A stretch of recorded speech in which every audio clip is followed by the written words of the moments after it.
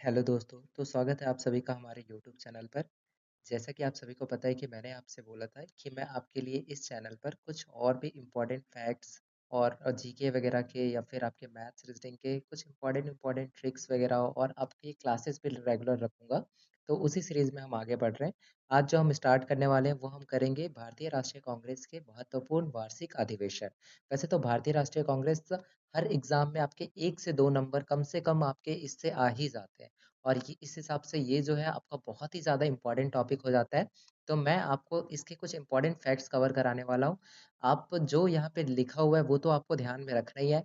साथ ही साथ जो चीज़ें मैं आपको बोलने वाला हूँ वो भी आपके लिए उतनी ही महत्वपूर्ण होंगी। तो आप मेरे बातों पर भी ध्यान देंगे और जो यहाँ पे लिखा है वो तो आपके लिए इम्पोर्टेंट है। तो फटाफट पेन कॉपी लेकर बैठ जाएंगे। जितनी चीज़ें आपको याद है वो तो ठीक है, बट जो आपको याद नहीं है, जो मैं एक्स्ट्रा फैक्ट्स आपको देता हुआ चलूँगा, याद रखिएगा कि मेरे जो एक्स्ट्रा फैक्ट्स हैं, ये आपके बहुत ज़्यादा काम आने वाले हैं। तो जो भी मैं आपको एक्स्ट्रा फैक्ट्स दे रहा हूँ, इसको आपको ज़रूर से ध्यान रखना है, ठीक है? चलिए स्टार्ट करते हैं। तो हम बात करने वाले हैं भारतीय राष्ट्रीय कांग्रेस के महत्वपूर्ण वार्षिक अधिवेशन के बारे में। जैसा कि मैं आपको बता दूं कि सबसे पहले कांग्रेस का जो प्रथम अधिवेशन था उसके बारे में इसमें जिक्र नहीं किया गया है। तो ये आपका 28 दिसंबर 1885 को गोकुलदास तेजपाल संस्कृत कॉलेज मुंबई में हुआ था। और याद रखिएगा कि कांग्रेस की इसमें अध्यक्षता किसने की थी। तो इसकी अध्यक्षता की थी आपकी वेमेश चंद्र बनर्जी ने, डब्ल्यू सी बनर्जी ने। प्रथम अधिवेशन में 72 सदस्यों ने भाग लिया था। कितने सदस्यों ने भाग लिया था भाई? तो 72 सदस्यों ने भाग लिया था प्रथम अधिवेशन में। फिर हम स्टार्ट करेंगे 1886 के कलकत्ता अधिवेशन के बारे में। तो आपका जो 1886 का कलकत्ता अधिवेशन है, इसके जो अध्यक्ष थे आपके, ये थे दादा भाई नरोजी। प्रमुख घटना कुछ हुई थी। तो प्रमुख घटना क्या हुई थी हमारी कि इसपे नेशनल एसोसिएशन कांग्रेस का, ठीक है, ये कांग्रेस है, नेशनल एसोसिएशन कांग्रेस का राष्ट्रीय कांग्रेस में विलय हो गया था। तो बहुत ही इंपॉर्टेंट चीजें आपको ध्यान रखना है। ठीक इसी तरह हम बढ़ेंगे 1887 की तरफ। तो 1887 में मैंने बोला कि ये आपका क्विक रिवीजन सीरीज होने वाला है। मतलब आपको चीजें रिवाइज भी होती जाएंगी। मैं एक्स्ट्रा फैक्ट्स आपको बताता जाऊंगा जो आपके बहुत ही ज्यादा काम आने वाली हैं। तो जरूर से ध्यान देंगे और एक एक लाइन को सुनेंगे। एक एक लाइन आपके लिए बहुत ही इंपॉर्टेंट होने वाला है। अगर मैं बात करूँ आपकी 1887 की, तो 1887 में आपका मद्रास अधिवेशन हुआ था। इसके अध्यक्ष थे बदरुद्दीन तैयब जी। देखिए मैं आपको क्वेश्चन भी बताऊंगा कि क्वेश्चन क्या आने वाला है। तो यहाँ से जो क्वेश्चन आता है वो आपका आता है कि प्रथम मुस्लिम अध्यक्ष कौन थे। तो प्रथम मुस्लिम अध्यक्ष कौन थे? बदरुद्दीन तैयब जी। ठीक है, इसमें प्रमुख घटना जो आपको हुई थी वो हुई थी कि भारतीय राष्ट्रीय कांग्रेस के प्रथम मुस्लिम अध्यक्ष थे। आपको ध्यान रखना है, डायरेक्ट एग्जाम में ये क्वेश्चन बनता है। ठीक है भाई, चलिए आगे बढ़ेंगे। नेक्स्ट है हमारा 1888 का इलाहाबाद अधिवेशन। तो प्रथम अंग्रेज आपसे पूछे कि प्रथम अंग्रेज अध्यक्ष कौन थे। तो आपको ध्यान रखने की प्रथम अंग्रेज अध्यक्ष जो थे, जो कांग्रेस के बने थे, वो थे आपके जॉर्ज यूल। याद रखना है आपको, ठीक है। तो जॉर्ज यूल आपके प्रथम अंग्रेज अध्यक्ष रहेंगे। इस चीज को आप बहुत ही ध्यान रखेंगे। स्क्रीनशॉट लेते हुए चलेंगे। अगर आपको फैक्ट्स बाद में लिखने हैं तो आप स्क्रीनशॉट लेते हुए चलिए, ठीक है भाई।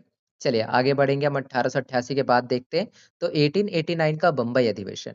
1889 का बम्बई अधिवेशन आपके लिए बहुत इंपॉर्टेंट हो जाता है क्योंकि इस समय विलियम एडर्टन, कम से कम आपको डेट याद रखने की कब कहाँ पे अधिवेशन हुआ था। बाकी के सारे इंपॉर्टेंट फैक्ट्स मैं आपको बताते हुए चलूंगा।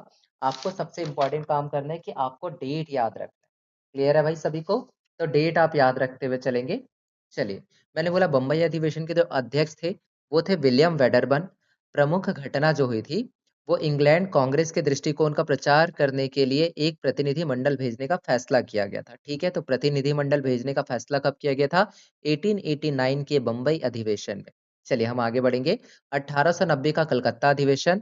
ठीक है, इसके जो अध्यक्ष थे वो फिरोज शाह मेहता थे। प्रमुख घटना क्या हुई थी आपकी? तो कलकत्ता के विश्वविद्यालय की पहली महिला स्नातक, इनका नाम आप ध्यान रखिएगा, कादम्बनी गांगुली, ने कांग्रेस अधिवेशन को संबोधित किया था। ठीक है, कांग्रेस अधिवेशन को क्या किया था? तो संबोधित किया था भाई, आपको ध्यान रखना है। चलिए नेक्स्ट हम बढ़ेंगे। नेक्स्ट आपका रहने वाला है 1896 का कलकत्ता अधिवेशन। तो 1896 का जो कलकत्ता अधिवेशन है, इसमें आपको ध्यान रखना है कि इसके अध्यक्ष थे रहमतुल्ला एम सयानी। प्रमुख घटना क्या हुई थी आपकी बात? तो पहली बार वंदे मातरम गाया गया था।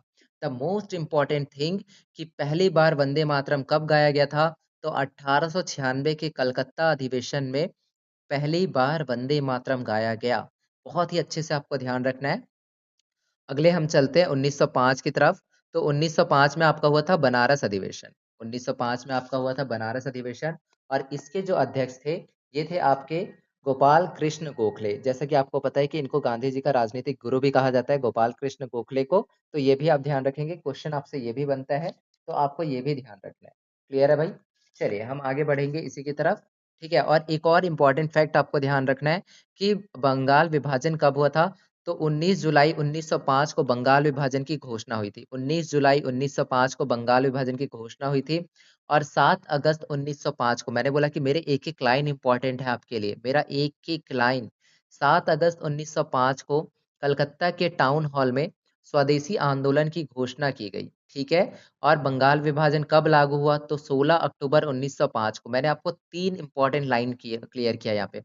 पहला बात, तो बंगाल विभाजन की घोषणा कब हुई, तो 19 जुलाई 1905 को बंगाल विभाजन की घोषणा हुई। उस समय जो भारतीय राष्ट्रीय कांग्रेस के अध्यक्ष थे वो कौन थे, वो थे आपके गोपाल कृष्ण गोखले। ये चीज आपको ध्यान रखना है कि उस समय अध्यक्ष थे आपके गोपाल कृष्ण गोखले।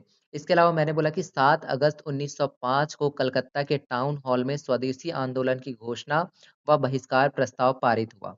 फिर आपको इसमें एक और चीज ध्यान रखना है, वो ध्यान रखना है कि 16 अक्टूबर 1905 को बंगाल विभाजन लागू हुआ। और ध्यान रखना कि इस दिन को शोक दिवस के रूप में मनाया गया। चलिए भाई, क्लियर करते हैं। नेक्स्ट हम बढ़ेंगे 1906 की तरफ। तो 1906 का कलकत्ता अधिवेशन, ठीक है, आपके लिए इंपॉर्टेंट हो जाता है। दादा भाई नौरोजी इसके अध्यक्ष थे। ठीक है, स्वराज शब्द का कांग्रेस मंच से प्रथम बार प्रयोग कब किया गया था। आपके एग्जाम में जो क्वेश्चन बनेगा वो ये बनेगा कि स्वराज शब्द का कांग्रेस के मंच से प्रथम बार प्रयोग कब किया गया। तो कब किया गया भाई, 1906 के कलकत्ता अधिवेशन में। उसके अध्यक्ष कौन थे, उसके अध्यक्ष थे दादा भाई नौरोजी। क्लियर है भाई? तो आप ये चीज ध्यान रखिएगा। ठीक है, इसके अलावा आप ध्यान रखिएगा कि 1906 में ही मुस्लिम लीग की स्थापना हुई थी। ढाका में मुस्लिम लीग की स्थापना कब हुई थी, 1906 में हुई थी। ये एक एक्स्ट्रा फैक्ट है जो आपको ध्यान रखना है। ठीक है, चलिए नेक्स्ट हम बढ़ेंगे 1907। द मोस्ट इंपॉर्टेंट थिंग, 1907 आपके लिए बहुत ही इंपॉर्टेंट हो जाता है, मतलब बहुत ही ज्यादा इंपॉर्टेंट हो जाता है। इसके जो अध्यक्ष हैं, आपसे ये भी पूछा जाता है। इसके जो अध्यक्ष थे वो थे रास बिहारी घोष। प्रमुख घटना क्या हुई थी, तो कांग्रेस का प्रथम विभाजन हो गया था, यानी कांग्रेस का विभाजन हो गया था भाई। कांग्रेस बढ़ चुका था आपका नरम दल और गरम दल में। जैसा कि आप सभी को पता है कि नरम दल के नेता जो थे वो आपके गोपाल कृष्ण गोखले जी थे, ये सब नरम दल के नेता रहेंगे। इसके अलावा गरम दल के नेता कौन थे भाई, तो गरम दल के जो नेता थे आपके, वो थे आपके लाल बाल पाल। ये नाम ध्यान रखिएगा, लाल बाल पाल। और इसके अध्यक्ष आपसे पूछा जाता है एग्जाम में। एग्जाम में सबसे ज्यादा जो पूछा जाता है वो पूछा जाता है कि 1907 का अधिवेशन कब हुआ। ठीक है, सॉरी, कहाँ हुआ, सूरत में हुआ। और उसके अध्यक्ष कौन थे, तो उसके अध्यक्ष थे रास बिहारी घोष। चलिए इसी क्रम में हम आगे बढ़ेंगे। 1911 का कलकत्ता अधिवेशन। देखो 1911 में और भी बहुत सारे काम हुए थे, जिसके कारण ये अधिवेशन हमारे लिए थोड़ा सा ज्यादा इंपॉर्टेंट हो जाता है। तो मैं बता दूं कि 1911 में क्या हुआ था। इसके जो अध्यक्ष थे पंडित विशन नारायण धर थे। ठीक है भाई, पहली बार जन मन कब गाया गया, तो पहली बार जन मन गण गाया गया आपका 1911 के कलकत्ता अधिवेशन में। इसके अलावा आपको ध्यान रखना है कि 1911 में एक और बहुत ही इंपॉर्टेंट चीज हुआ था, जो आपका हुआ था दिल्ली दरबार। 1911 में आपका दिल्ली दरबार लगा था। ठीक है, जॉर्ज पंचम और उनकी जो रानी थी मैरी, वो भारत आए थे। ठीक है, और उस समय का गवर्नर जनरल बहुत इंपॉर्टेंट हो जाता है आपके लिए। तो मैंने बोला कि पेन कॉपी लेकर बैठ जाइए भाई, पेन कॉपी लेकर बैठ जाइए और लिखते जाइए। तो उस समय का जो गवर्नर जनरल था वो लॉर्ड हार्डिंग द्वितीय था 1911 के टाइम पे। ठीक है, यहीं पे क्या हुआ, the most important thing, Bengal विभाजन कब हुआ था आपका, बंगाल विभाजन आपका हुआ था 16 अक्टूबर 1905 को लागू हो गया था। पर रद्द कब हुआ, तो जो आपका बंगाल विभाजन रद्द हुआ वो हुआ आपका 1911 के दिल्ली दरबार के टाइम पे। ठीक है, तो यहाँ पे आपका क्या हुआ कि बंगाल विभाजन रद्द हो गया। इसके अलावा आपने देखा होगा गेटवे ऑफ इंडिया, तो गेटवे ऑफ इंडिया है वो उसी टाइम बनाया गया था। ठीक है, मैंने बोला कि सारे लाइन आपको ध्यान रखने। गेटवे ऑफ इंडिया कब बना, तो 1911 में जब दिल्ली का दरबार लगा, तो उसी समय उनके स्वागत के लिए गेटवे ऑफ इंडिया बनाया गया। बंगाल विभाजन को रद्द कर दिया गया। राजधानी को कलकत्ता से दिल्ली स्थानांतरण कर दिया गया। द मोस्ट इंपॉर्टेंट थिंग कि राजधानी को कलकत्ता से दिल्ली कब स्थानांतरित किया गया, तो 1911 के कलकत्ता अधिवेशन के समय जब दिल्ली दरबार लगा था, तब राजधानी को कलकत्ता से दिल्ली स्थानांतरित कर दिया गया। आपको थोड़ा सा रिलेट करना है भाई। देखो, दिल्ली दरबार लगा 1911 में, तो याद रखना कि दिल्ली दरबार के टाइम ही क्या हो गई कि राजधानी कलकत्ता से दिल्ली स्थानांतरित कर दी गई। तो आपको ये चीज ध्यान रखना है। ठीक है, चलिए नेक्स्ट हम चलते हैं 1915 के बम्बई अधिवेशन में। तो इसके अध्यक्ष थे सत्येंद्र प्रसाद सिन्हा। वैसे तो 1915 आपके लिए उतना ज़्यादा इम्पोर्टेंट नहीं है, बहुत ज़्यादा क्वेश्चन नहीं बनते, पर याद रखना कि 1915 से पहले जस्ट 1914 में 1914 में कब क्या हुआ था आपका? तो कामागाटा मारू प्रकरण, आपको ध्यान रखना है कि ये कनाडा में भारतीयों के प्रवेश के बारे में एक विवाद था, कामागाटा मारू, ठीक है? भारतीयों के प्रबंध पर प्रतिबंध लगा दिए गए थे इसमें, जो सीधे भारत से नहीं आते थे। तो आपको कामागाटा मारू प्रकरण याद रखना है, कब हुआ था आपका? 1914 में। चलिए भाई, अब हम बढ़ेंगे 1916 की तरफ। तो 1916 भी आपके लिए बहुत इंपॉर्टेंट हो जाता है, क्योंकि 1916 में हुआ था आपका लखनऊ अधिवेशन। इसके अध्यक्ष इंपॉर्टेंट हो जाता है, जो थे अंबिका चरण मजूमदार। मैंने बोला कि आपको हर एक लाइन सुननी है और ध्यान रखना है। ठीक है? आपको पता है कि 1907 में क्या हुआ? याद रखना कि 1907 में सूरत अधिवेशन हुआ था, जिसमें नरम दल, गरम दल का विभाजन हो गया था। तो ध्यान रखना कि वो एक-दूसरे की सूरत देखना पसंद नहीं किए थे। सूरत देखना कहाँ नहीं पसंद किए थे? 1907 के सूरत अधिवेशन में। फिर हम आ जाएँगे 1916 के लखनऊ अधिवेशन में, जिसके जो अध्यक्ष रहेंगे, ये रहेंगे आपके अंबिका चरण मजूमदार। ठीक है भाई? और आपको ध्यान रखना है कि प्रमुख घटना क्या थी? तो नरम दल और गरम दल का समझौता हो गया। जो अलग हुए थे 1907 में, वो एक कहाँ हो गए? 1916 में, ठीक है? तो 1916 में इन दोनों में क्या हो गया? समझौता हो गया, ठीक है? आपको ये चीज़ ध्यान रखना है। और एक और चीज़ ध्यान रखना है भाई, कि क्या? तो यहाँ पे ध्यान रखना है कि तिलक व एनी बेसेंट के प्रयासों से नरम दल व गरम दल में समझौता हुआ। किसके प्रयासों से? तिलक व एनी बेसेंट। एनी बेसेंट नाम आपके लिए बहुत ही इम्पोर्टेंट हो जाएगा अभी आने वाले टाइम में, क्योंकि आपको ध्यान रखना है कि होम रूल आंदोलन, होम रूल लीग आंदोलन आपने सुना होगा। तो एनी बेसेंट किससे जुड़ी हुई थी? होम रूल लीग आंदोलन से जुड़ी हुई थी भाई। एनी बेसेंट का नाम इसमें बहुत इंपॉर्टेंट हो जाता है कि वो होम रूल लीग आंदोलन से जुड़ी हुई थी। ध्यान रखना है। अभी आगे आपको एनी बेसेंट ही मिलेगी। 1917 में वो कलकत्ता का जो अधिवेशन हुआ था, उसकी अध्यक्षता कौन करेगी? तो एनी बेसेंट करेगी। प्रथम महिला अध्यक्ष हो जाती है ये, ठीक है? अभी आपको प्रथम भारतीय महिला अध्यक्ष भी मिलेगी, पर आपसे अगर प्रथम महिला अध्यक्ष बस पूछे, मैंने बोला प्रथम महिला अध्यक्ष, तो आप क्या बताएँगे? कि वो हो जाएगी आपकी एनी बेसेंट। 1917 का कलकत्ता अधिवेशन जो हुआ था, उसकी अध्यक्षता इसने की थी। ठीक है भाई? चलिए, अब हम आगे बढ़ेंगे और एक और चीज़ याद रखिएगा कि 1917 में क्या हुआ था? तो चंपारण आंदोलन हुआ था। आपको याद होगा तीन कठिया प्रथा, तीन कठिया प्रथा वाला ध्यान होगा भाई आपको, कि 1917 में क्या हुआ था कि राजकुमार शुक्ल ने गांधी जी को बुलाया था तीन कठिया प्रथा के विरोध में आंदोलन करने के लिए, जो गांधी जी का प्रथम आंदोलन था, ठीक है? प्रथम सत्याग्रह था, आपको ये ध्यान रखना है, ठीक है? चलिए। आगे बढ़े हम? ठीक है भाई, मैं उम्मीद कर रहा हूँ कि आपको बहुत ही अच्छे से समझ में आ रहा होगा, वीडियो आपको पसंद आ रही होगी। नेक्स्ट हम चलते हैं 1920। तो 1920 में क्या हुआ था? 1920 में हुआ था आपका नागपुर अधिवेशन। इसमें जो आपका यही है कि 1920 का अधिवेशन कहाँ हुआ था? तो नागपुर में हुआ था। इसके जो अध्यक्ष थे वो कौन थे? सी राघवाचार्य थे। कांग्रेस ने पहली बार देशी रियासतों के प्रति नीति घोषित की थी। नीति घोषित की थी पहली बार 1920 में भाई, ध्यान रखना है आपको, ठीक है? चलिए, आगे चलते हैं हम। 1920 में एक और अधिवेशन हुआ था, ध्यान रखिएगा। 1920 में विशेष अधिवेशन अगर आपसे पूछे कब हुआ था, तो विशेष अधिवेशन जो कलकत्ता का हुआ था वो 1920 में हुआ था। इसके अध्यक्ष थे लाला लाजपत राय। प्रमुख घटना क्या हुआ था कि असहयोग आंदोलन की स्वीकृति हेतु। देखो, आपको यहाँ से कुछ और चीजें रिलेट कर लेनी है। जैसे आपको पता है कि असहयोग आंदोलन कब हुआ था? तो 1920 में हुआ था। अच्छा, असहयोग आंदोलन को गांधी जी ने वापस लिया था। क्यों लिया था भाई? क्योंकि आपको पता होगा कि 4 फरवरी 1922 को चौरा-चौरी कांड हुआ था। गोरखपुर के उत्तर प्रदेश में 4 फरवरी 1922 में चौरा-चौरी कांड हुआ था, जिसके बाद गांधी जी ने, क्योंकि क्या हुआ था कि गांधी जी हर चीज़ बिल्कुल शांति के साथ करते थे, पर वो आंदोलन क्या हो गया कि उग्र रूप धारण ले लिया और गांधी जी को ये चीज़ पसंद नहीं आया, तो उन्होंने क्या किया कि 4 फरवरी 1922 को चौरा-चौरी कांड के बाद जो उनका असहयोग आंदोलन चल रहा था, उसको उन्होंने वापस ले लिया था। तो आपको ये भी ध्यान रखना है। तो आप 1920 से ही 1922 को रिलेट कर लेना, ठीक है? चौरा-चौरी कांड को। चलिए हम आगे बढ़ेंगे। 1929 का लाहौर अधिवेशन, ठीक है? अच्छा, एक और चीज़ हमने मिस किया, एक और चीज़ हमने मिस किया, आपको ध्यान रखना है जलियांवाला बाग हत्याकांड। तो जलियांवाला बाग हत्याकांड कब हुआ था? ये हुआ था आपका 13 अप्रैल 1919 को, ठीक है? जलियांवाला बाग हत्याकांड आपको ध्यान रखना है। मैंने बोला कि आप बिल्कुल पेन कॉपी लेकर बैठ जाइए। जितनी फैक्ट्स मैं आपको बता रहा हूँ, यहाँ पे लिखा तो बहुत कम है, पर मैं आपको जनरली बहुत ज़्यादा फैक्ट्स बता दे रहा हूँ और वो डायरेक्ट क्वेश्चन होते हैं जो एग्ज़ाम में आते हैं। तो आपको पेन कॉपी लेकर बैठना है और लिखते चलना है भाई, ठीक है? तो लाहौर अधिवेशन की हम बात करते हैं। इसके जो अध्यक्ष थे, ये थे आपके जवाहरलाल नेहरू। प्रमुख घटना क्या हुई थी? तो पूर्ण स्वराज की माँग की थी उन्होंने, ठीक है? तो पूर्ण स्वराज की माँग कब हुई थी भाई? तो 1929 के लाहौर अधिवेशन के टाइम क्या हुआ था, पूर्ण स्वराज की मांग हुई थी, ठीक है। और ये भी आपको ध्यान रखना है कि तिरंगा झंडा लहराया गया 1929 के स्वाधीनता का नया नया स्वीकृति तिरंगा झंडा लहराया गया, ध्यान रखिएगा कि 1929 में ही तिरंगा झंडा लहराया गया। और 26 जनवरी 1930 को हमने प्रथम स्वतंत्रता दिवस के रूप में मनाया था। 26 जनवरी 1930 को हमने प्रथम स्वतंत्रता दिवस के रूप में 1930 को, हाँ 1930 को हमने प्रथम स्वतंत्रता दिवस के रूप में मनाया था। ठीक है भाई।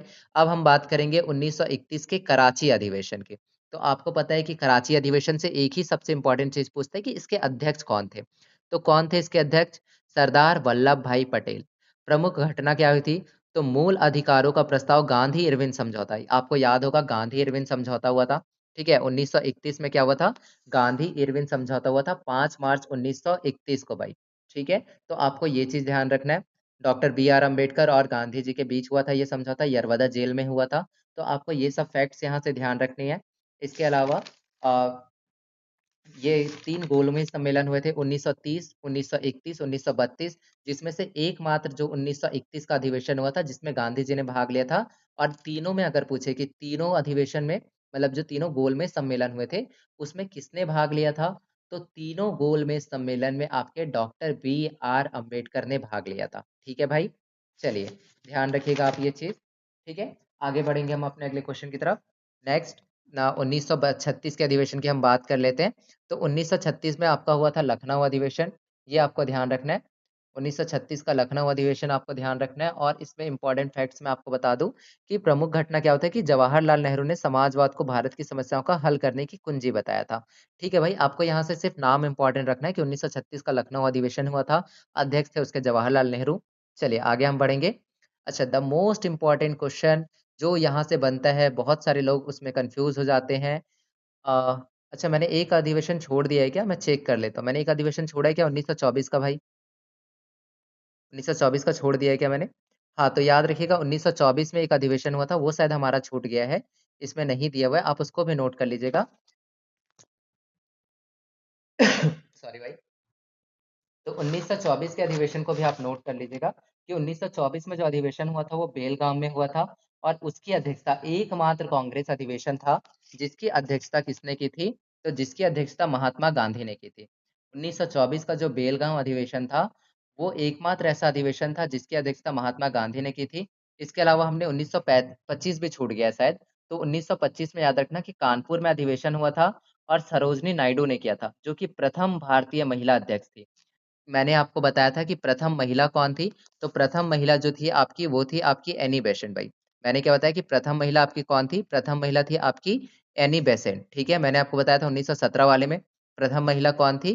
तो प्रथम महिला थी आपकी एनी बेसेंट। पर मैंने बोला कि अगर आपसे पूछे कि प्रथम भारतीय महिला अध्यक्ष, तो वो थी आपकी सरोजनी नायडू।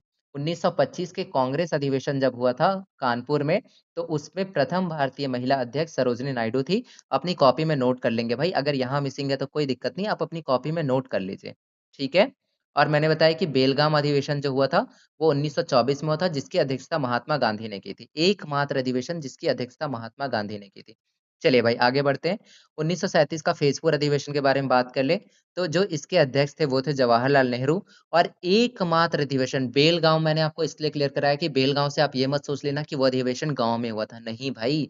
जो आपका 1937 का फैज़पुर अधिवेशन है, ये एकमात्र अधिवेशन है जिसके जिस जो गाँव में हुआ था। ये एकमात्र अधिवेशन है जो गाँव में हुआ था। और इसके अध्यक्ष कौन थे? इसके अध्यक्ष थे आपके जवाहरलाल नेहरू।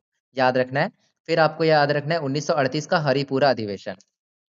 तो 1938 का हरिपुरा अधिवेशन हुआ था, जिसके अध्यक्ष कौन थे? तो जिसके अध्यक्ष थे आपके सुभाष चंद्र बोस। आपको ध्यान रखना है कि 1938 के अधिवेशन का के अध्यक्ष कौन थे? सुभाष चंद्र बोस थे। ठीक है भाई, यहाँ से आपको ये चीज ध्यान रखना है। और ये भी ध्यान रखना कि 1939 में, आई थिंक 1939 में सुभाष चंद्र बोस ने फॉरवर्ड ब्लॉक की स्थापना की थी। तो आप ये भी फैक्ट ध्यान रखेंगे, ठीक है। 1939 का त्रिपुरी अधिवेशन, गांधी जी से इनका विवाद हो जाने के कारण सुभाष चंद्र बोस ने अध्यक्ष पद से त्याग दे दिया। ठीक है, और राजेंद्र प्रसाद को इसमें अध्यक्ष बनाया गया। और मैंने बताया कि इसी अधिवेशन के बाद जो त्रिपुरी अधिवेशन हुआ था 1939 का, इसी के बाद क्या हुआ कि सुभाष चंद्र बोस ने अपनी अलग फॉरवर्ड ब्लॉक की स्थापना कर ली। क्लियर है। चलिए नेक्स्ट हम चलते हैं 1940 का रामगढ़ अधिवेशन। तो इसमें आपका नाम पूछता है कि इसके अध्यक्ष कौन थे? मौलाना अबुल कलाम आज़ाद और लगातार 6 वर्ष तक कांग्रेस के अध्यक्ष पद पर रहे। बहुत ही लंबा टाइम होता है, इतने शायद लॉन्ग टाइम तक कोई नहीं रहा था, यही एकमात्र रहे थे मौलाना अबुल कलाम आज़ाद, लगातार 6 वर्ष तक कांग्रेस के अध्यक्ष बने हुए रहे थे। ठीक है? नेक्स्ट हमारे लिए इम्पोर्टेंट हो जाता है 1946 का मेरठ अधिवेशन, इसके अध्यक्ष थे जेबी कृपलानी। प्रमुख घटना जो हुई थी वो आज़ादी के समय अध्यक्ष थे ठीक है? इसमें जो प्रमुख घटना हुई थी कि आज़ादी के समय भी अध्यक्ष थे, ठीक है? और नेक्स्ट हमारे जो इसमें इम्पोर्टेंट नाम बन जाएगा, वो आपका हो जाएगा नेक्स्ट जो आपका होने वाला है अच्छा हो गया क्या भाई? ठीक है, हो गया शायद कन्फर्म। ठीक है? क्लियर है? तो एक आपका 1947 का रहेगा, उसका आप देख लेंगे। बाकी के लिए धन्यवाद। आप मुझे ये बताएँगे कि आपको वीडियो कैसा ही लगा? अच्छी कमेंट अगर अच्छी लगी भाई तो कमेंट छोड़ना क्योंकि आपका कमेंट ही मेरे लिए काफ़ी अच्छा रहेगा। मुझे वो और ज़्यादा प्रोत्साहन देगा कि हाँ, मैं आपके लिए कंटिन्यू वीडियोज़ बनाते रहूँ और ऐसे ही वीडियोज़ आपको मिलते रहेंगे कंटिन्यू। तब तक के लिए जय हिंद, मिलते हैं फिर अपनी नेक्स्ट वीडियो में कोई एक बहुत ही इम्पोर्टेंट टॉपिक के साथ। आप भी कमेंट करके बता सकते हो कि ये वाला टॉपिक करा दीजिए भैया आप या ये वाला टॉपिक करा दीजिए, तो वो सही रहेगा। आप भी मुझे सजेस्ट कर सकते हो। आपके हिसाब से, आपके अपकमिंग एग्ज़ाम के हिसाब से मैं अच्छे-अच्छे टॉपिक्स लाते रहूँगा। मिलते हैं फिर नेक्स्ट वीडियो में। जय हिंद और लाइक, सब्सक्राइब करना ना भूलें भाई, ज़रूर से लाइक, सब्सक्राइब कर देंगे सब लोग, ठीक है? बेल आइकन ऑन रखेंगे ताकि कोई भी नया वीडियो जाए तो उसके नोटिफ़िकेशंस आपको मिलते रहें, ठीक है? Thank you.